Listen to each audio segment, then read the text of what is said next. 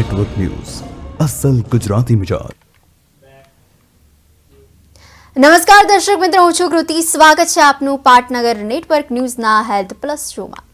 આજે વાત કરીશું એઇડ્સ રોગ વિશે. એઇડ્સ કે જે ઉપાર્જિત પ્રતિરક્ષા ઉણપ સંલક્ષણનું અંગ્રેજી મૂળાક્ષરથી બનાવેલું સંક્ષિપ્ત નામ છે.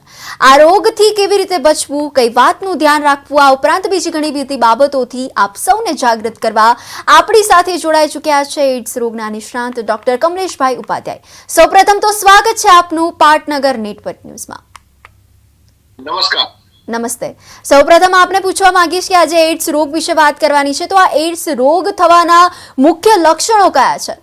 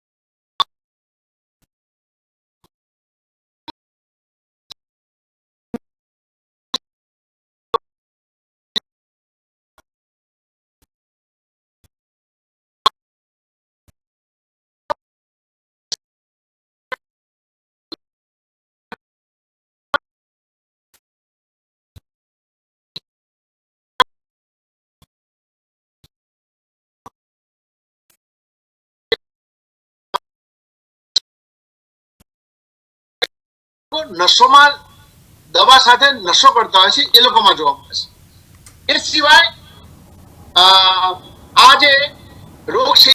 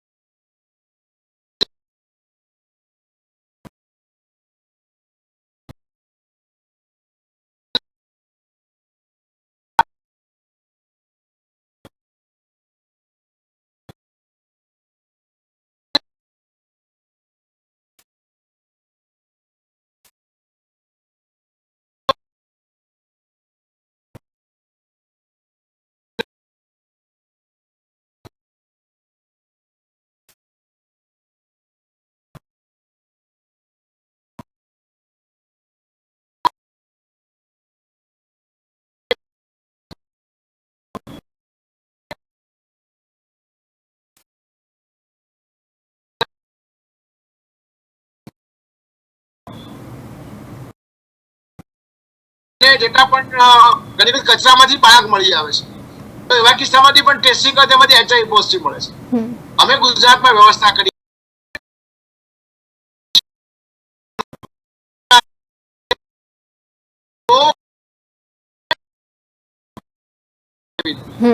અને પછી જો બાળકને HIV પોઝિટિવ મળે તો જે બાળક જન્મે એને પણ ચોક્કસ દવાઓ આપવી પડે. ઘણી વખત તો આ એનું ભાગ્ય હોય છે બાળકનું કે માના પેટે જન્મ લેવાનો થાય, પણ વાત એ છે કે આ વર્ટિકલ ટ્રાન્સમિશન કહેવાય. આજે ગુજરાતમાં દર 5 થી 6 બાળકો આવા HIV પોઝિટિવ દવાઓ આપવા છતાં, વ્યવસ્થાઓ કરવા છતાં પણ હજુ પણ દર વર્ષે 5 થી 6 બાળકો આવા HIV પોઝિટિવ જન્મ લેતા હોય છે. માટે મહેરબાની કરીને આ એક જે બીમારી જે છે એ ગંભીર બાબત છે, અને આ માત્ર બીમારી નથી, આખો પરિવાર એમાં સપડાય છે. અને આ એક માનવ અધિકારની વાત છે. આ માત્ર રોગની વાત કરી. જી એના લક્ષણોની વાત કરું તો વજન ઘટી જવું, ટીબી થવું, ઘણી વખત કમળો થાય, શરીર સુકાઈ જાય, એવા કિસ્સામાં ઘણી વખત ખબર પડતી હોય છે. અને આજે HIV એડ્સ ની વાત કરું, ગઈકાલે 1 ડિસેમ્બર હતી 2024 વિશ્વ એડ્સ દિવસ તરીકે ઉજવવામાં આવે છે. HIV અંગેની જાગૃતતા વધે એટલા માટે આખા વિશ્વમાં 1 ડિસેમ્બરને યુનેસ્કો અને WHO આ દર વર્ષે કોઈ નવો થીમ આપે એ આધારે ઉજવણી થતી હોય છે. અમે ગયા વર્ષે પણ સિવિલ અમદાવાદ ખાતે બહુ મોટી ઉજવણી કરી હતી અને ગઈકાલે પણ આપણા પૂજ્ય રાજ્યપાલ શ્રી એમને રાજભવન ખાતે બોલાયા હતા અને ગઈકાલે સાંજે અમને 1 કલાક અમે HIV પોઝિટિવ દર્દીઓ, અનાથ બાળકો, જેના મા પિતાજી નથી એવા બાળકો, અમારો HIV પોઝિટિવ માટે કામ કરતો અમારો સ્ટાફ, અમે ગઈકાલે બધા રાજભવન ગયા હતા અને 1 કલાક સુધી આચાર્ય દેવવ્રતજીના આશીર્વાદ, એમના સાનિધ્યમાં સંયમ સદા સહાયતે આવી કેટલી ઘણી બધી વાતો અમારી સાંજે ગઈકાલે અમે ઉજવી. આજે વિશ્વ એડ્સ દિવસની ઉજવણી વિશ્વમાં થતી હોય છે અને એમાં HIV એડ્સની જાગૃતતા વધે, મહામારીથી જે લોકો પ્રભાવિત થાય છે એ લોકોનું સન્માન થાય અને જે લોકો HIV ની બીમારીના કારણે મૃત્યુ પામ્યા છે એ લોકોને પણ યાદ કરવામાં આવે છે.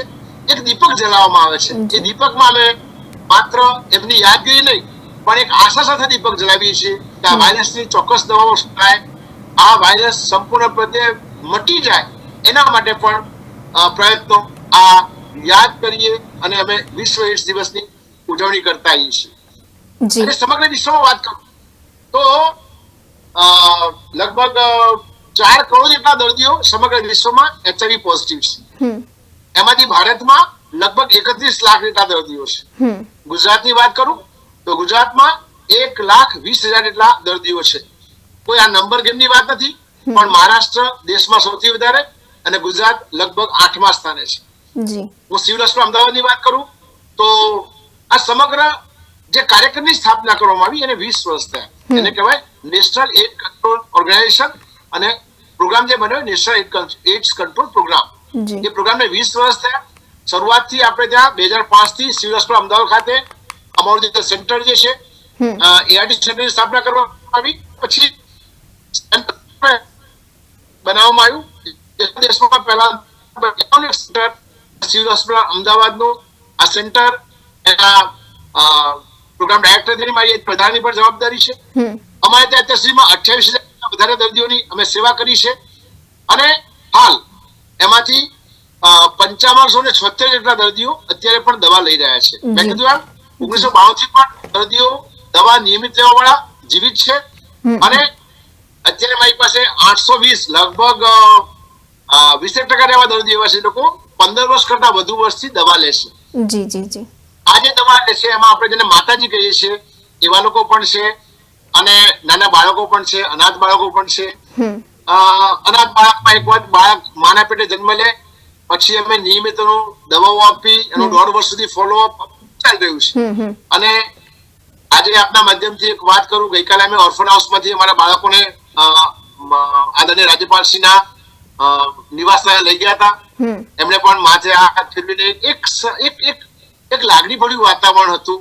એક આજે ગુજરાતના સૌથી બંધારણીય વડા કોઈ HIV પોઝિટિવના માથા પર હાથ મૂકે ત્યારે સમગ્ર પ્રોગ્રામનું એમણે પૂરા હૃદયથી એના વિશે ચિંતા કરી છે. એ ભાવ અમને ત્યાં દેખાયો.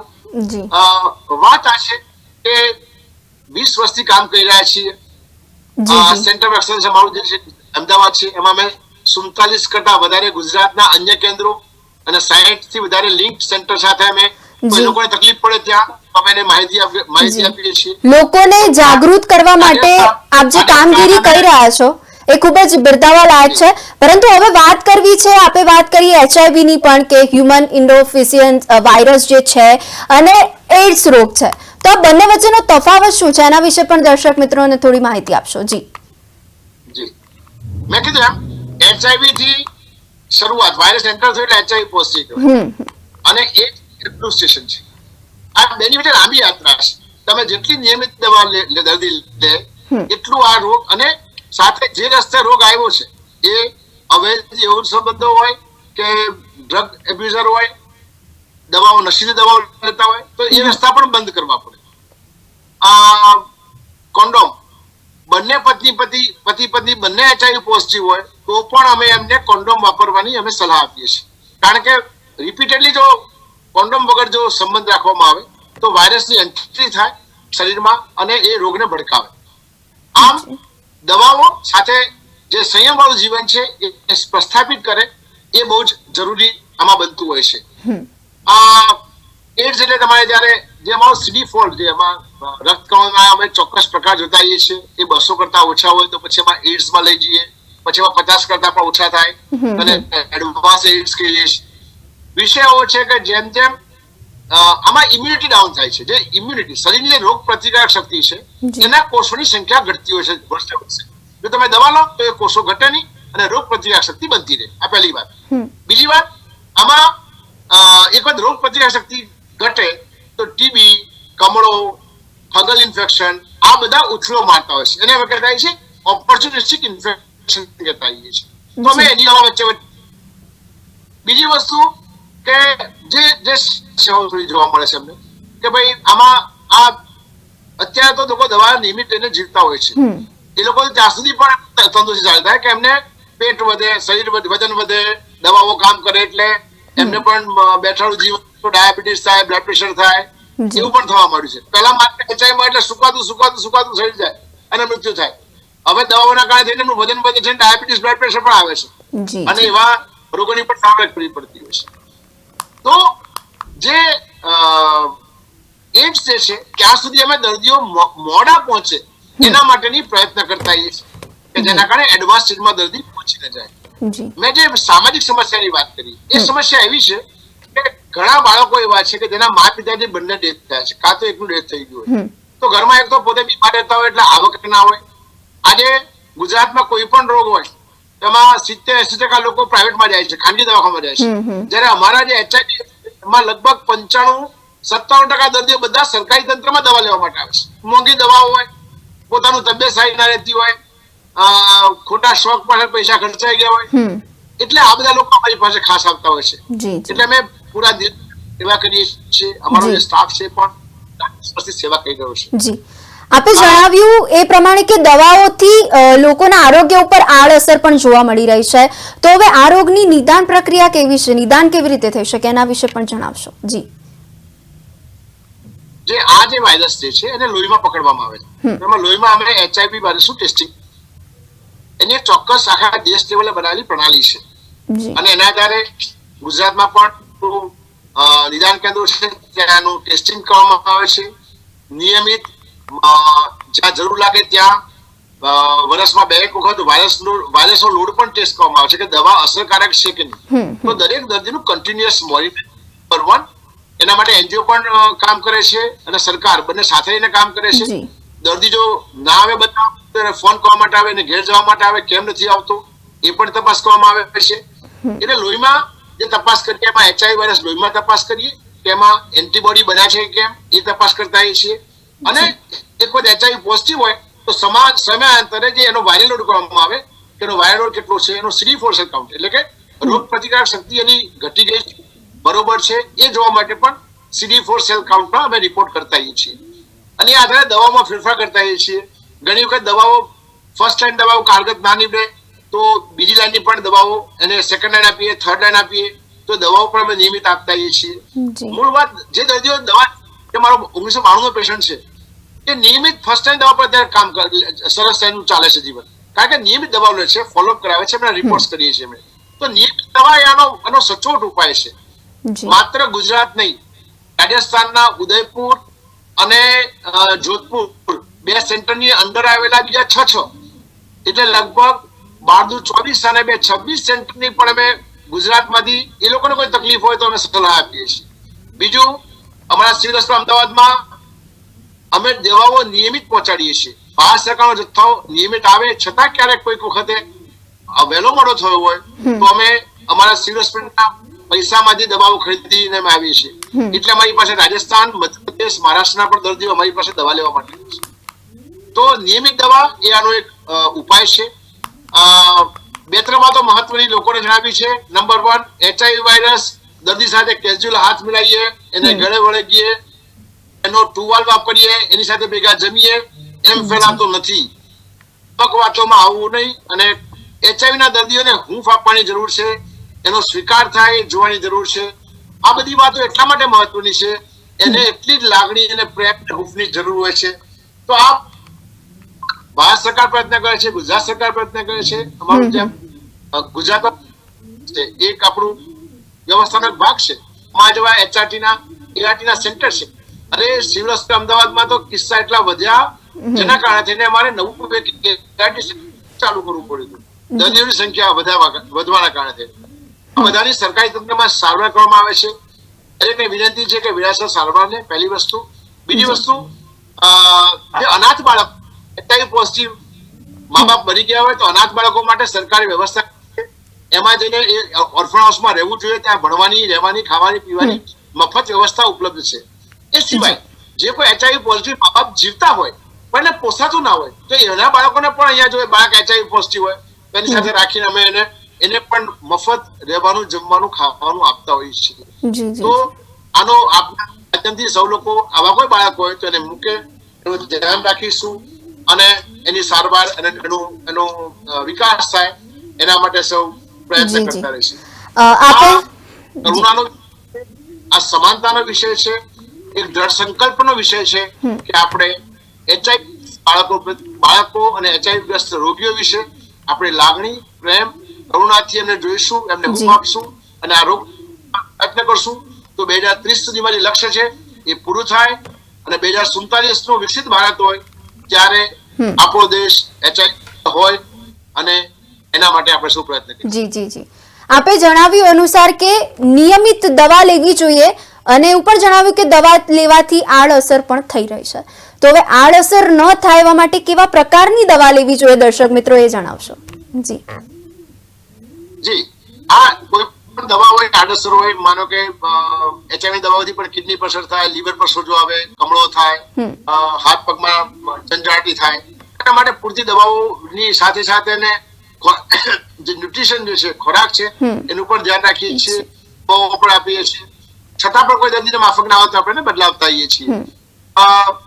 એક રોગ પ્રતિકારક શક્તિ ઓછી હોય એના કારણે થઈને અમે આજે ડ્રગ દવાઓની વચ્ચે લડાઈ એ પણ અમે ધ્યાન રાખીએ છીએ અને દર્દીને જે બેસ્ટ માફક આવે એટલા માટે દર મહિને બોલાવીને અમે એને સારવાર કરતા આવીએ છીએ.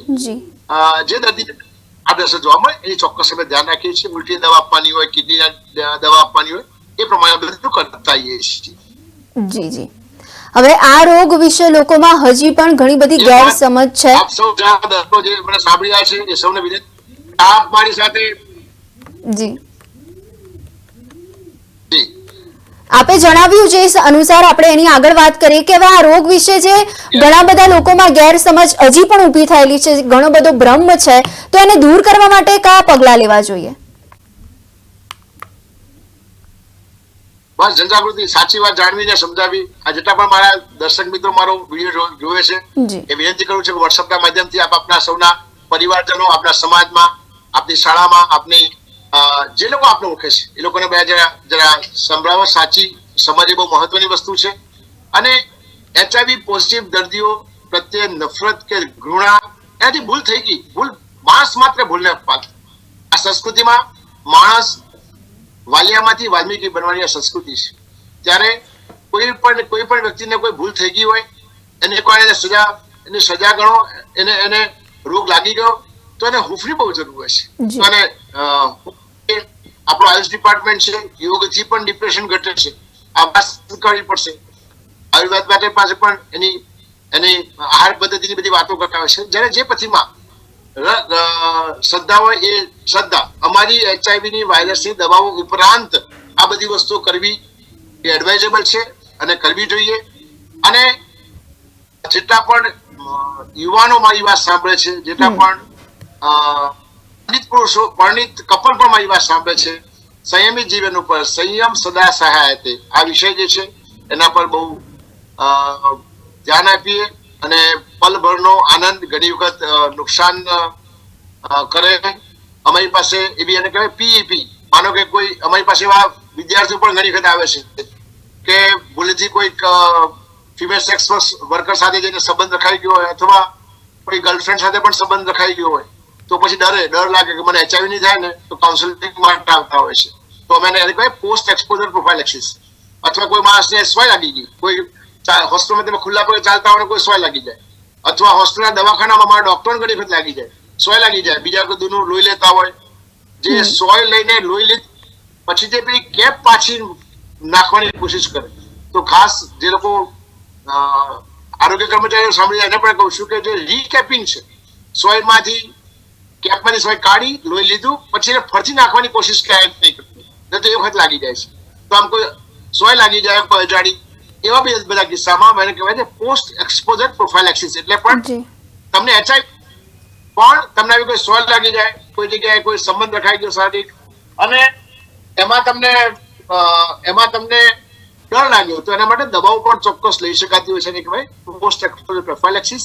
આવી દવાઓ એની સારવારોની પ્રોટોકોલ પ્રમાણે અમે આપતા હોઈએ છીએ. તો એક તો આ રસ્તે જવું એક વસ્તુ એક મહત્વની છે અને છતાં પણ જો ભૂલથી આવું કોઈ પગલું લેવાઈ ગયું હોય તો એના માટે પણ ચોક્કસ બીજી સારવારો. જી, આપે જણાવ્યું એ પ્રમાણે સંયમ સદા સહાય. તે ખૂબ જ સરસ સંદેશો દર્શક મિત્રો સુધી પહોંચાડ્યો આપે. પરંતુ હવે લાસ્ટ આપને પૂછવા માંગીશ કે આગલા 10 વર્ષમાં HIV એઇડ્સની સ્થિતિમાં શું બદલાવની આશા છે?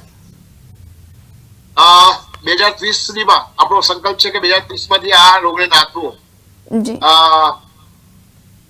જે ટાર્ગેટ છે બહુ જ મોટો છે અને છેક 20 વર્ષથી સરકાર પ્રયત્ન કરતી આવી છે, પણ આમાં સામાજિક ભાગીદારી બહુ ઇમ્પોર્ટન્ટ વસ્તુ છે. સમાજ અને નવા રોગીઓ પેદા ના થાય. અત્યારે અમે કાર્યક્રમ એવું કરીએ છીએ કે જેટલા પણ દર્દીઓ આવે એને પૂછીએ તો ઘણી વખત એના સેક્સ્યુઅલ કોન્ટેક્ટ કેટલા છે એની માહિતી એની પાસે માંગી છે. એ લોકોનું પણ ટેસ્ટિંગ કરવા માટે યાદ રાખીએ. એક દર્દી આવ્યો તો એના પતિ પત્ની બાળકો એના જેટલા પણ કોન્ટેક્ટ હોય, જેટલા પણ માનો કે ઇન્ટ્રાવેનસ ડ્રગ એબ્યુઝર વાળા હોય છે તો એ લોકોને એ લોકો જ્યાં નશો કરે છે એ જગ્યાઓ પર જઈને દવાઓ આપીએ છીએ. કારણ કે ઘણી વખત સ્ટિગ્મા આવે છે અહીંયા હોસ્પિટલમાં આવવાનું, એ પણ અમે સારવાર કરતા હોઈએ છીએ. એ સિવાય કોન્ડોમ વિતરણ. આ કોન્ડોમ એકમાત્ર ઇફેક્ટિવ વસ્તુ પ્રૂવ થઈ છે કે વૈશ્વિક લેવલે. અને માત્ર HIV નહીં, HIV સિવાય બીજા પણ જે જાતીય સંબંધો આધારિત રોગો છે, ગોનોરિયા હોય કે સિફિલિસ હોય કે એ બધા રોગો પણ કોન્ડોમથી પ્રિવેન્શન થાય છે. એટલે જો યુનિમાર્ગમાં અથવા પુરુષના શિશ્ન પર કોઈ ચાંદુ પણ જોવા મળે તો એને ડોક્ટરને જઈને બતાવવું જોઈએ અને ટેસ્ટિંગ કરાવવા જોઈએ. જાગૃતતા એક બહુ મહત્વની વસ્તુ છે આ બધા રોગો પ્રત્યે. એ કરવાથી સમાજમાં નવા રોગીઓ પેદા થતા અટકાવી શકીએ.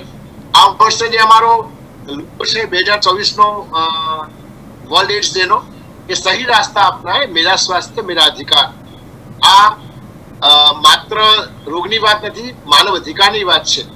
એટલા માટે દરેક લોકોને વિનંતી છે કે HIV ના જે દર્દીઓ છે એ પ્રત્યે કોઈ આપણને આભડછેટ ના રાખીએ, એને અપનાવીએ અને નવા રોગીઓ પેદા ના થાય. એટલા માટે લોહી પણ તમને જરૂર પડે તો એક વાત મારી યાદ રાખો, આખા ભારતમાં પણ આજે જો તમારા ડોક્ટર કહે કે આને 1 બોટલ લોહીની જરૂર છે તો તમે ડોક્ટરને કહે કે 1 બોટલ લોહીની જરૂરિયાત, મતલબ એને લોહી વગર પણ આપણે સારવાર કરી શકીએ. એટલા માટે કહું છું કે ઘણી વખત દર્દીના સગા પાસે 1-2 બોટલ લોહી જમા કરાવી હોય એટલે ઘણી વખત આપી દેશે કે જમા કરાવી તો અમારે તો 2 બોટલ લોહી આપી હતી, ક્યાં મૂકી તમે, એટલે ચડાવી દે. આવું બધું જેમાં જરૂર છે એમાં જ લોહી ચડાવીએ. અને જો માત્ર 1 જ બોટલ લોહીની જરૂર જો લાગતી હોય તો એ લોહી વગર આપણે એને દર્દીને સાજો કરી શકીએ. બીજી વાત, લોહી જો લેવાની જરૂર પડે, લોહી અથવા લોહીના ઘટકો, હવે અત્યારે પ્લાઝમા આવે છે, પ્લેટલેટ આવે છે, આ બધામાં જરૂર હોય તો જ ચડાવવા જોઈએ. અને જરૂર હોય તો પ્રમાણિત લેબોરેટરીમાંથી ટેસ્ટિંગ થયેલું બ્લડ જ આપણે એને વાપરીએ, એનું આગળ રાખીએ, એ બહુ જરૂરી છે. ઘણી વખત તાલુકા સેન્ટર, નાના સેન્ટરોમાં બ્લડ બેંક ના હોય તો બ્લડ બેંકમાંથી આવેલું લોહી જ જોઈએ અને આપવું જોઈએ. એ વાત બહુ મહત્વની છે. ડ્રગ્સની જે વાત છે, એ નશો છે એ શ્વાસ માર્ગે, ગોળી માર્ગે અથવા નસમાં, આવા 2-3 પ્રકારો હોય છે. તો અમારે નસમાંથી જે ફેલાતો હોય એ લોકો પણ હજુ ગુજરાતમાં છે. એના વિશે સરકાર આખી જુદું તંત્ર પણ કામ કરે છે. છતાં પણ એના માટે આપણું સંતાન ક્યાં ફરે છે એ વાત મા બાપોએ વિશેષ ધ્યાન રાખવાની જરૂર છે. આજે મોબાઈલ યુગમાં, કનેક્ટિવિટી યુગમાં ઘણી વખત આપણે છેલ્લે ખબર પડે કે પોતાનું સંતાન ક્યાં ફરે છે. તો આ બાળકો પણ જવાબદારીપૂર્વક વર્તન કરે, અને આ કોઈ શંકા કરવાની વાત નથી. છતાં પણ મા બાપ ધ્યાન રાખે. જો બાળક કોઈ ઉદાસીન રાખતું હોય, એકલું રહેતું હોય, કોઈ સાથે વાતચીત ના કરતું હોય, એનું વર્તન બદલાયેલું લાગે, તો ચોક્કસ આપણે એના વિશે ચિંતા કરવી જોઈએ. આવી નાની મોટી વાત રાખશું તો, કારણ કે આ જે ડ્રગ એબ્યુઝર જે છે એ ગુજરાતની પણ, જે રીતે ગુજરાતમાં ડ્રગ્સ પકડાઈ રહ્યું છે એ રીતે ગુજરાત માટે પણ એક ચિંતાનો વિષય છે. આપણે સૌએ સામૂહિક યજ્ઞ છે, આ સામાજિક યજ્ઞ છે, એમાં સૌએ આપણે આપણા કર્મ થકી આપણે એમાં આહુતિ આપણે પણ આપવી પડશે. એવું ચોક્કસ લાગી રહ્યું છે. જી, આ રોગથી બચવા માટે ભારતનું સપનું આપણે પૂરું કરવાનું હોય. જી, આ રોગથી બચવા માટે આપણે કઈ બાબતોનું ધ્યાન રાખવું જોઈએ એના વિશે પણ આપણે વાત કરી. તો હવે એઇડ્સ જે રોગ છે એ માનવ ઇમ્યુનો વિશ્વતંત્ર પર હુમલો કરનાર એક ગંભીર રોગ છે, જે HIV વાયરસ દ્વારા થાય છે, આપણે જણાવ્યું અનુસાર. તો હવે આ રોગમાં શરીરનો રોગ પ્રતિકારક તંત્ર પણ નબળું થઈ જાય છે, અને એના કારણે દર્દી સામાન્ય રીતે અસર ન પહોંચાડે અને રોગોથી પણ ગંભીર રીતે બીમાર થઈ શકે છે. તો એ બીમારીથી કેવી રીતે બચી શકાય, એની સારવાર વિશે પણ આપે ખૂબ જ સરસ રીતે સરળ ભાષામાં દર્શક મિત્રો સુધી એ વાત પહોંચાડી. તે બદલ નિષ્ણાંત ડોક્ટર કમલેશભાઈ ઉપાધ્યાય, આપનો ખૂબ ખૂબ આભાર.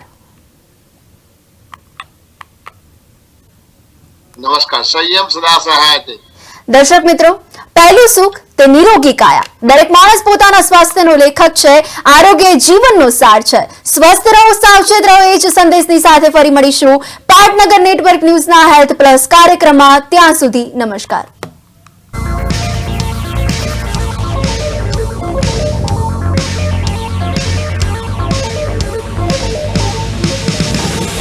પાટનગર નેટવર્ક ન્યૂઝ, અસલ ગુજરાતી મિજાજ.